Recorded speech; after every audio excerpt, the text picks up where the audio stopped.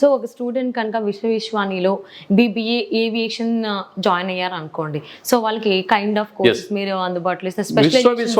విశ్వవిశ్వానిలో BBA aviation మేము ఏం చేశామంటే జెట్ నెక్సస్ అకాడమీ అనేటువంటి ఒక ట్రైనింగ్ సెంటర్, ఎయిర్ ఫోర్సెస్ దానికి సంబంధించిన ఒక ట్రైనింగ్ అకాడమీతో మేము కొలాబరేట్ అయ్యాం.